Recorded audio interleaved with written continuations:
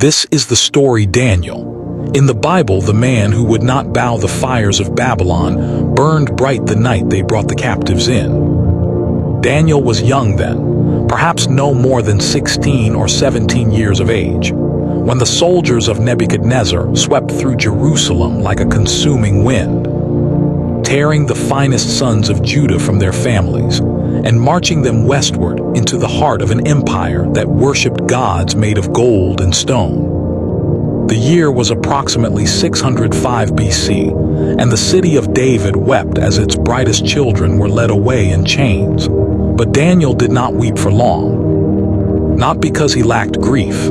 He carried it deep in his chest like a stone, but because somewhere in the marrow of his bones, he believed that the God of Abraham had not abandoned him.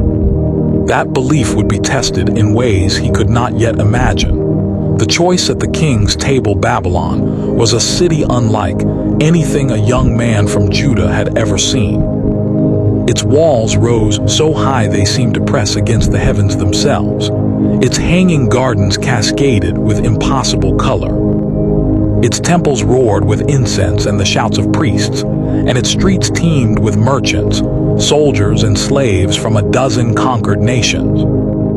Daniel and his companions, Hananiah, Mishael, and Azariah, were brought before Ashpenaz, the chief of the king's officials, who was tasked with transforming these foreign youths into servants of the Babylonian court. They were to be educated in the language and literature of the Chaldeans, fed from the king's own table, and groomed over 3 years to stand before Nebuchadnezzar himself. Even their names were changed. Daniel became Belteshazzar, Hananiah was called Shadrach, Mishael became Meshach. Azariah was renamed Abednego, as if by changing what a man was called, you could change what a man was made of, but you cannot. When the rich food and wine of the king's table arrived, foods that the law of Moses declared unclean, Daniel quietly and respectfully declined. It was not a dramatic act of rebellion. He did not overturn the tray or deliver a thunderous speech. He simply asked Ashpenaz if he and his companions might be permitted to eat vegetables and drink water instead. Ashpenaz was troubled. He liked these young men and did not wish to see them come to harm. "I fear my lord the king," he said honestly. "He has appointed your food and your drink. Why should he see your faces, looking worse than the young men who are of your own age? You would endanger my head with the king." Daniel turned to the steward assigned to them and proposed a test. Give them 10 days of vegetables and water, and then compare their appearance to the other young men eating from the king's table. The steward agreed, perhaps out of curiosity, perhaps out of quiet respect for the young man's conviction. 10 days later, Daniel and his companions looked healthier and better nourished than any of the others. The steward, astonished, continued to bring them vegetables and water for the rest of their training. This small act of faithfulness, this quiet, firm refusal to compromise even at the king's table, set the pattern for everything that would follow. Daniel had learned something essential, that a man who cannot be faithful in small things will not suddenly find the strength to be faithful when everything is on the line. The dream no one could remember King Nebuchadnezzar was a man of enormous power and enormous anxiety. He had conquered the known world, and yet he slept poorly. In the 2nd year of his reign, he was tormented by a dream so vivid and so disturbing that when he woke, he found, to his mounting horror, that he could not fully remember it. Only the feeling remained, vast, ominous, world-altering. He summoned his magicians, enchanters, sorcerers, and astrologers. He made an unusual demand. Not only must they interpret his dream, they must first tell him what the dream was. He would not describe it to them. If they were truly wise, truly connected to the divine, they would know both the dream and its meaning. The wise men were horrified. "There is not a man on earth who can meet the king's demand," they protested. "No king, however great and mighty, has ever asked such a thing of any magician, enchanter, or astrologer." The thing the king asks is difficult, and no one can reveal it to the king except the gods, whose dwelling is not with flesh. Nebuchadnezzar's fury was volcanic. He ordered the execution of every wise man in Babylon, which included Daniel and his companions, who had recently completed their training and entered the king's service. When the soldiers came for Daniel, he asked with wisdom and calm why the decree had gone out so urgently. Upon hearing the reason, he went to the king and asked for time, promising that he would interpret the dream. Then he went home and told his 3 companions what had happened. And together, the 4 of them prayed. That night, the mystery was revealed to Daniel in a vision. He rose and praised God with a song that has echoed through centuries. Blessed be the name of God forever and ever, to whom belong wisdom and might. He changes times and seasons. He removes kings and sets up kings.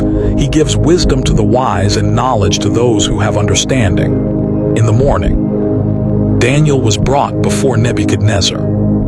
Are you able to make known to me the dream that I have seen and its interpretation? The king demanded. Daniel's answer was careful and deliberate. No wise men, enchanters, magicians, or astrologers can show to the king the mystery that the king has asked. But there is a God in heaven who reveals mysteries, and he has made known to King Nebuchadnezzar what will be in the latter days. And then he told the king his dream. Nebuchadnezzar had seen a great statue, magnificent, terrifying, with a head of gold, chest and arms of silver, belly and thighs of bronze, legs of iron and feet of iron mixed with clay. And then a stone, cut not by human hands, had struck the statue at its feet, shattering it entirely. The stone grew and grew until it filled the whole earth. The interpretation Daniel gave was this. The statue represented a succession of kingdoms. Nebuchadnezzar himself was the head of gold, the greatest of them. After him would come lesser kingdoms, one after another, until at last God himself would establish a kingdom that would never be destroyed. One that would shatter all the kingdoms of this world, as a stone shatters clay. Nebuchadnezzar fell on his face before Daniel. He offered sacrifices and said, "Truly, your God is God of gods and Lord of kings, and a revealer of mysteries. For you have been able to reveal this mystery." He made Daniel ruler over the entire province of Babylon and chief over all the wise men. And Daniel asked the king to appoint his friends Shadrach, Meshach, and Abednego over the affairs of the province. He did not forget those who had prayed with him in the darkness. The fiery furnace not long after, Nebuchadnezzar's pride began to reassert itself. He constructed a statue of gold, 90 feet high and 9 feet wide, on the plain of Dura. Perhaps he had listened too closely to the part of Daniel's interpretation that called him the head of gold. Perhaps he wanted to make permanent what he feared was only temporary. Whatever his reasons, he gathered every official in his kingdom for a dedication ceremony. The herald's proclamation was simple and absolute. When the music played, every person was to fall down and worship the golden statue. Whoever did not would be thrown immediately into a blazing furnace. The music sounded. The great crowd fell like a wave. 3 men remained standing. Shadrach, Meshach, and Abednego stood upright on the plain of Dura, and they might as well have been standing on the surface of the sun for how exposed they were. Word reached the king immediately, brought by those who took pleasure in the telling, that the Jewish administrators had defied his command. Nebuchadnezzar summoned them. His face, we are told, was distorted with rage. He gave them one final chance. When the music played again, if they bowed, they would be spared. If not, they would be thrown into the furnace. And who is the God who will deliver you out of my hands? Their answer has become one of the most remarkable statements of faith in all of human history. O Nebuchadnezzar, we have no need to answer you in this matter. If this be so, our God whom we serve is able to deliver us from the burning fiery furnace, and he will deliver us out of your hand, O king. But if not, be it known to you, O king, that we will not serve your gods or worship the golden image that you have set up. But if not, 3 of the most courageous words ever spoken. Not faith that demands a miracle, not bargaining, just we believe he can. And even if he doesn't, our answer is the same. Our answer has always been the same. We will not bow. Nebuchadnezzar was so enraged that he ordered the furnace heated 7 times hotter than usual. The heat was so intense that the soldiers who threw Shadrach, Meshach, and Abednego into the fire were themselves killed by the flames. Then Nebuchadnezzar leapt to his feet, his face a mask of astonishment. "Did we not cast 3 men bound into the fire?" he asked his counselors. "True, O king," they replied. "But I see 4 men unbound, walking in the midst of the fire, and they are not hurt.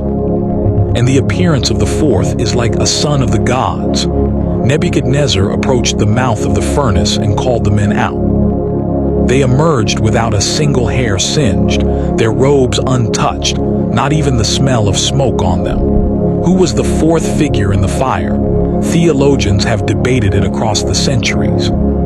Some say an angel. Many believe it was a pre-incarnate appearance of the Son of God himself, that the divine came down and stood with 3 faithful men in the hottest place they had ever been, not to prevent the fire, but to be present within it. The handwriting on the wall years passed. Nebuchadnezzar himself eventually experienced a season of divine humbling.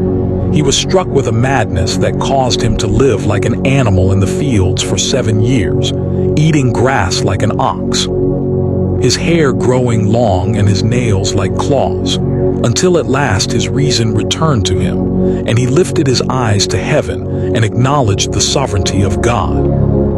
Nebuchadnezzar died, and other kings followed. The empire passed through hands until it came to Belshazzar, who was given to feasting and the pleasures of power. One night, Belshazzar threw a great banquet for 1,000 of his lords, and in a moment of breathtaking arrogance, he called for the sacred vessels that Nebuchadnezzar had plundered from the temple in Jerusalem. He wanted to drink wine from the holy cups of the God of Israel. The party was in full swing, the golden cups raised in toasts to gods of gold and silver and bronze and iron and wood and stone, when the fingers of a human hand appeared. No arm, no body. Just a hand writing on the plaster wall of the king's palace, lit by the lampstand, while the king watched and his face went white. The fingers wrote, M-E-N-E, M-E-N-E, T-E-K-E-L, U-P-H-A-R-S-I-N. Then they were gone. Belshazzar's knees knocked together, his legs gave way. He cried out for his enchanters and astrologers and wise men, but none of them could read the writing or tell the king what it meant. The queen, likely the queen mother, remembered Daniel, the man who had served under Nebuchadnezzar. Daniel was brought before the king. Belshazzar offered him purple robes and gold and the position of 3rd ruler in the kingdom. Daniel set the gifts aside. He would read the writing without reward. First, he delivered a brief and sober indictment. Belshazzar had known what happened to Nebuchadnezzar. He had seen the evidence of God's sovereignty, and yet he had not humbled his heart. He had taken the sacred vessels and used them for a drunken party. He had praised gods of metal and wood, while the God who held his very breath in his hands went unhonored. Then Daniel read the words. M-E-N-E numbered. God had numbered the days of Belshazzar's kingdom and brought it to an end. T-E-K-E-L weighed. Belshazzar had been weighed on the scales and found wanting. U-P-H-A-R-S-I-N, divided. His kingdom would be divided and given to the Medes and Persians. That very night, Belshazzar was killed. Darius the Mede received the kingdom. The lion's den Daniel had outlasted kings. He was an old man now, perhaps in his 80s, when Darius reorganized the empire and appointed 120 administrators, overseen by 3 high officials. Daniel was one of the 3, and he so distinguished himself that Darius was thinking of setting him over the entire kingdom. The other officials could not abide it. They looked for any fault in Daniel's work, any corruption, any negligence, any error, and found nothing. He was completely trustworthy. Finally, they concluded that the only way to bring a charge against him was through his devotion to his God. They went to Darius with a proposal that flattered the king's vanity. Issue a decree that for 30 days, no one in the kingdom could pray to any god or man except Darius himself. The penalty for violation would be the lion's den. Darius, pleased, signed it into law. Under Median law, even the king could not revoke what he had signed. Daniel went home, went to his room, opened his windows toward Jerusalem as he had always done, got down on his knees and prayed 3 times a day, as he had always done. His enemies watched and reported it immediately to the king. Darius was deeply distressed. He spent the rest of the day trying to find a legal way to rescue Daniel and could find none. As evening fell, the officials pressed him, and the king, trapped by his own law, gave the order. They threw Daniel into the pit where the lions were kept. Before the stone was rolled over the entrance, the king called down into the darkness, "May your God, whom you serve continually, deliver you." Darius went home. He could not eat. He could not be entertained. He did not sleep. In the early morning, as soon as light permitted, he ran to the lion's den and called out in an anguished voice, "O Daniel, servant of the living God, has your God, whom you serve continually, been able to deliver you from the lions?" And out of the darkness came Daniel's voice, calm and warm, "O king, live forever. My God sent his angel and shut the lions' mouths, and they have not harmed me because I was found blameless before him. And also before you, O king, I have done no harm." Darius was overjoyed. Daniel was lifted out of the pit without a scratch on him. The men who had accused Daniel, along with their wives and children, were thrown in instead, and the lions overpowered them before they even reached the floor of the den. Darius sent a decree across his whole kingdom. In every part of his realm, people were to fear and reverence the God of Daniel, the living God who endures forever.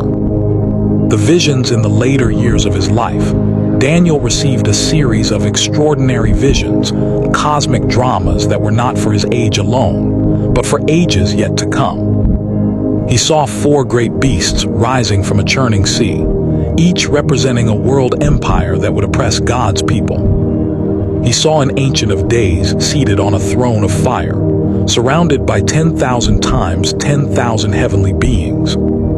He saw one like a son of man coming on the clouds of heaven, approaching the Ancient of Days and being given dominion and glory, and a kingdom, an eternal kingdom that all nations would serve. He saw a ram and a goat locked in cosmic battle, representing empires and conflicts that would not unfold for centuries.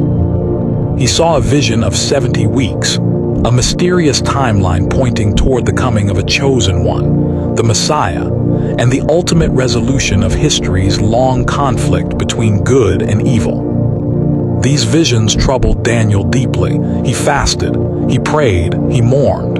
He did not fully understand what he had seen. In one vision, he was visited by the angel Gabriel, sent to give him insight and understanding. In another, he was strengthened by a heavenly being so glorious that Daniel's strength left him. His face pressed to the ground, unable to breathe or speak until the angel touched him and lifted him. One of the most intimate moments in all of Scripture occurs in the 9th chapter. Daniel, reading the scrolls of the prophet Jeremiah, realized that the 70-year desolation of Jerusalem was nearing its end. And rather than simply waiting or celebrating, he dropped to his knees and prayed one of the most searching, honest, and selfless prayers recorded anywhere in the ancient world. He did not pray for himself. He prayed for his people. He confessed not just his own sins, but the collective sins of Israel, kings, princes, priests, common people, all of them. He did not argue that they were mistreated or that their suffering was unjust. He acknowledged that God had been righteous in everything, and that they had received exactly what their faithlessness had earned. "We do not present our pleas before you because of our righteousness," he prayed, "but because of your great mercy. O Lord, hear. O Lord, forgive. O Lord, pay attention and act. Delay not for your own sake, O my God." Before he had even finished praying, Gabriel appeared again, sent swiftly in response, to give Daniel wisdom and understanding. The end of the story, and its opening the book of Daniel, ends quietly. After all the visions and interpretations and dramatic rescues, Daniel is simply told to go his way. He would rest, and at the end of days he would rise to receive his inheritance. There is no record of Daniel's death. There is no dramatic final scene. There is only an old man, faithful to the last, who served God under at least 4 different kings of 2 different empires, who never compromised what he was even when the whole world told him to bow, who prayed 3 times a day toward Jerusalem, even when it carried a death sentence, who interpreted mysteries and saw visions, and outlasted the powerful men who tried to destroy him. What is the legacy of Daniel? It is not simply that he survived the lions. It is not that he could interpret dreams or that his visions were prophetically stunning. It is something quieter and more durable than any of that. Daniel shows us what it looks like when a person decides, early and absolutely, who they belong to, and then refuses to let any empire, any law, any furnace, any hungry animal, or any king's decree change that fundamental fact. He did not become a hero by attempting heroics. He became one by doing small, faithful things, day after day, decade after decade, until the small, faithful things had made him into someone who could stand unshaken in the most extreme circumstances imaginable. He opened his window toward Jerusalem and prayed 3 times a day, even when it was illegal. He left the rest to God, and God, it appears, thought that was more than enough. Thanks for watching. Please subscribe to my YouTube channel. Good loves you all.